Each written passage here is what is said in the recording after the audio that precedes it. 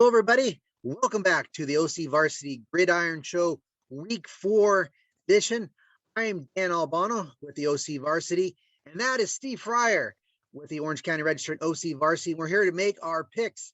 Another exciting week, Fryer. It was a barn burner of a type week last week. I edged you out on just a couple of games. I was 3-2 last week. You were 2-3, and it gets no easier this week. Week 4 is exciting, and we'll leave our game of the week for last. We'll keep the suspense there. Let's start with, I think, this is a game of the week contender. Orange-Capo Valley, a couple dynamic offenses, lots of playmakers.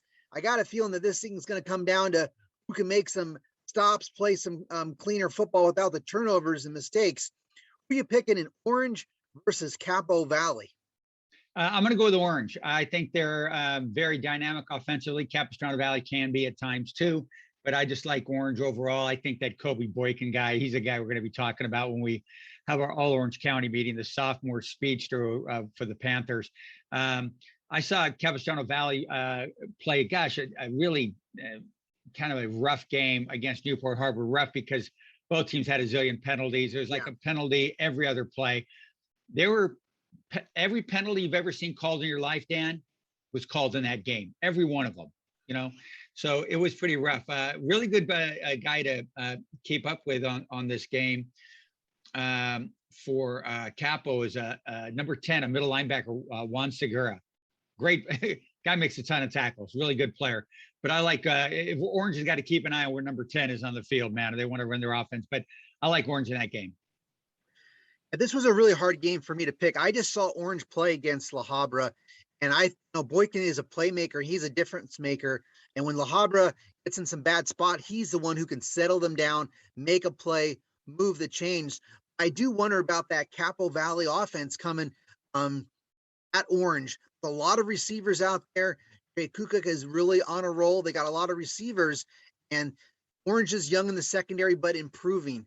This is a hard game for me to pick, but I'm going to also pick Orange.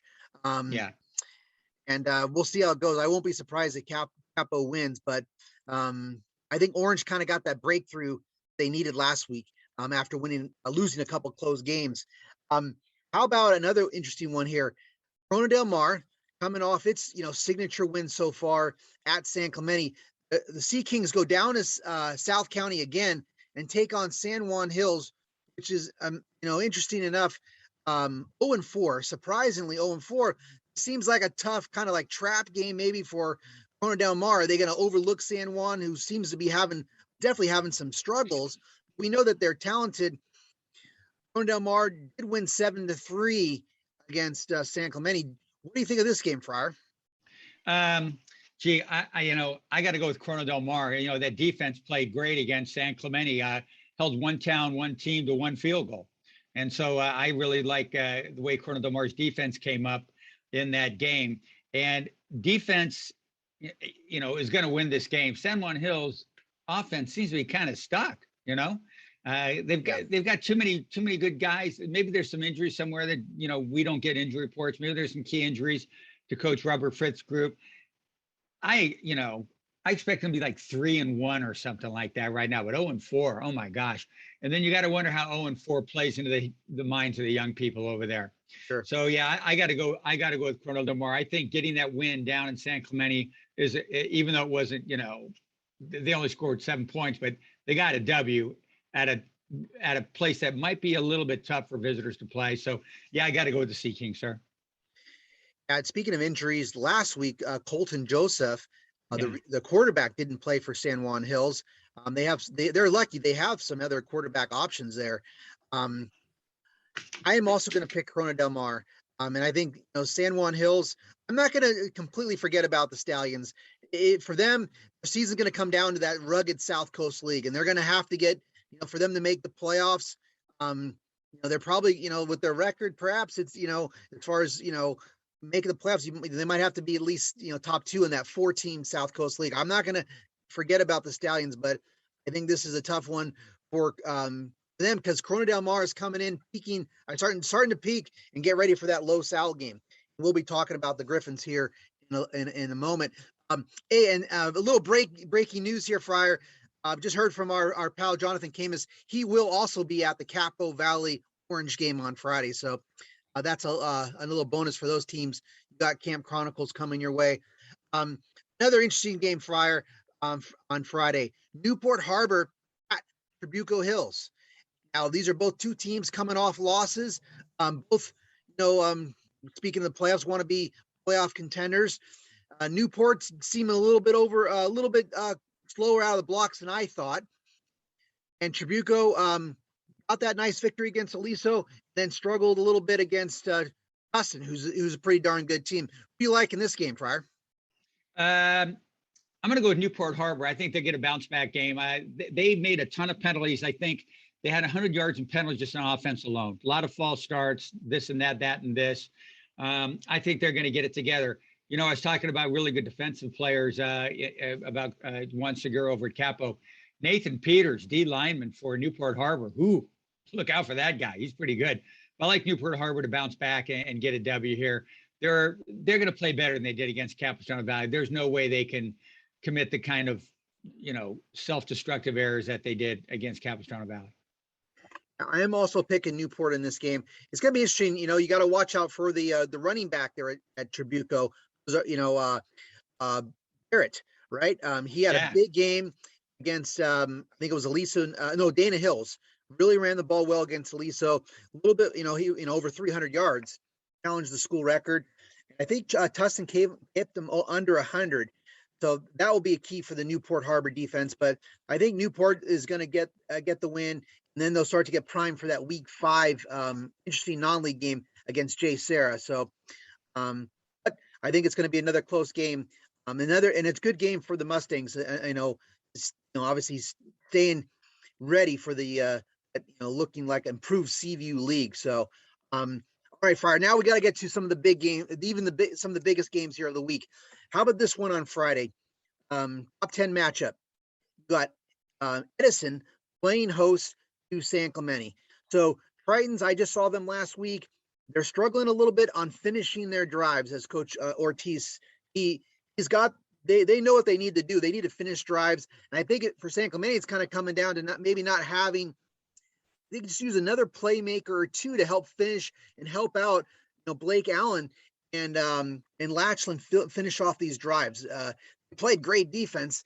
Which has kind of been a calling card for Jaime. He's a very good defensive coach.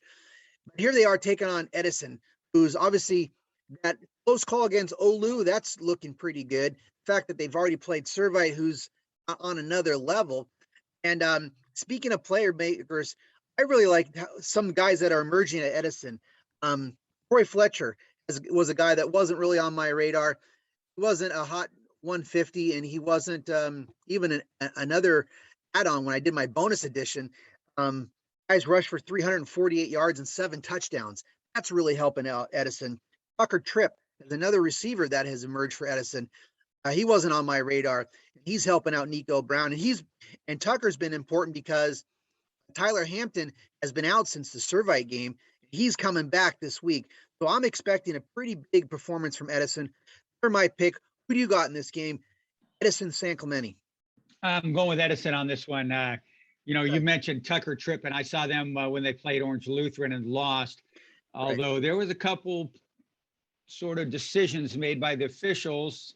They're bang calls for those officials, but maybe Edison actually won that game. But it is what it is, and but you're absolutely right about Tucker Tripp. Fletcher got some speed once he gets out there, but he's tough between tackles too. That running back for Edison's really good. Nico Brown's a playmaker. Didn't play a whole lot of offensive sets in the second half. Maybe he was hurt or something like that, but he made some spectacular catch that got on KNBC's The Challenge with Fred Rogan and Petros, and he makes some spectacular stuff happen. But I got to go with Edison too, and they've got a really good tight end defensive lineman guy, Austin Gerbic. Guy's destructive, and he gets in there and doesn't miss tackles and just gets in your backfield and messes around with you. But so I'm going with the Edison Chargers in this football game. This will be a good game. It's a pretty good another good rivalry game for San Clemente. I like San Clemente, Corona del Mar playing. I like San Clemente playing Edison. Some of these real good beach cities have city teams have some really good rivalries, and gonna be a rugged game because I like San Clemente's physicality, and if they start finishing off drives, get another playmaker or two going, watch out. You never So you're over. picking San Clemente? Oh, I got Edison. Okay. All right, now for the game of the week, Farah. Yes, sir. This is one of the best games of the year. I really do. So far non-league, and I know you've seen. There's been some good games you've seen this year. This one's up there. You got Los Al 4-0, third in the county, taking on host Santa Margarita 3-1. This game's going to be at Saddleback College. Eagles, they're top 10 as well in the county. You got public versus private. You got Los Al, who's looking like they're going to be destined for Division One. I'm taking on a Trinity League team that's coming off a nice victory over a Texas team. Two junior quarterbacks hooking up. You got Malachi Nelson, Oklahoma commit, taking on Jackson Potter, a junior playing really well at Santa Margarita. Both these quarterbacks have thrown for over 1,000 yards. There's a lot of great receivers. Makai Lemon, Oklahoma commit, junior for Los Al. How about Nico Lopez, another junior, playing great at Santa Margarita. Man, these teams have some good linemen. It's a hard game to pick, Friar. Who do you got? And I think potentially, maybe the best non-league game of the season. Yeah, thus far, I agree. And I'm going to be at this game. I'm looking forward to it. Dan, whenever I kind of like overthink things and I pick against our rankings, I always get it wrong. And, we've got Los Al, 3? We have Santa Margarita 5. In between was Mission Viejo. I got to go with the Griffins in this one.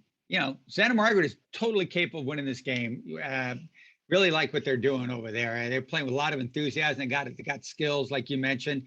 But I think that Los Al offense is going to be pretty good. Now, Los Al just went all the way up to Buchanan over in Clovis and played in that beautiful stadium. And they won a really close game. Scored a 41 points, I think it was. Took the trip up there and got the win and came back. And, you mentioned Lemon, Dondre Moore, Jeepers. They're really superb. So I really like Los Al in this game. This could be another one. I've covered some like 48, 45 games, 50 to 43 and stuff. I think I'm looking at another one of those, So, but I think Los Al is going to be hard to match points with, and I'm going with the Griffins, sir. I think you are in store for another, high scoring game. Santa Margarita is playing at a pretty high tempo too, so be ready to keep those stats pretty quick. I like what Coach Embry, the offensive coordinator, is doing at Santa Margarita. They're doing that short passing attack and taking some strikes downfield. I like all these receivers on this game. Gallegos and Kalen Jones for Santa Margarita, and like you said, DeAndre Moore, Alex Wills. You can't forget about him. Yeah, Makai Lemon. Somebody's going to have to make some stops, and they're going to and watch those turnovers. But I'm also picking Los Al. That's going to take them to 5-0 and set the stage for their run and their try to defend that Sunset League title. Looking like a Division One, possible Division One team, and then we'll see what happens with Santa Margarita. Santa Margarita Orange Lutheran looking pretty good matchup. Yes, sir. Maybe I know. Fighting for I'd say fighting for fourth place in the Trinity League, and those teams those teams could do some damage in the playoffs too. Can you imagine if Santa Margarita Orange Lutheran goes into Division 2 in the playoffs if they're not selected to go into Division 1? That's a tough draw for whoever's got to play one of those two teams in a Division 2 situation. But we're putting the cart way before the pony here. Well, because just thinking like you're thinking about playoffs. Yeah, and stuff. And it starts to bring in you like you said, Edison could have beat Orange Lutheran. Maybe Edison will be in Division 2. Obviously, they're going to have a strong strength of schedule. Mission Viejo, which is on the road this week against Alamany, and playing a tough schedule. Maybe the Diablos are going to be in Division 2 as well. So it's going to be very, very interesting. So big week this week, but it seems like we agree on quite a few games for ours. So it's going to be interesting. Yeah, I think it's going to be another fun week. I think we say that every gosh darn week, but I thought, last week I thought, that's the best week, but this week, dang, it's going to be pretty wild. I'm looking forward to following everybody on Twitter and everything like that. I really enjoy trying to keep up with everything that's going on a Friday night and being from wherever I'm at. Looks like another great week, Dan. Another great week as we're getting closer to some league openers just 2 weeks away. So that's week 4.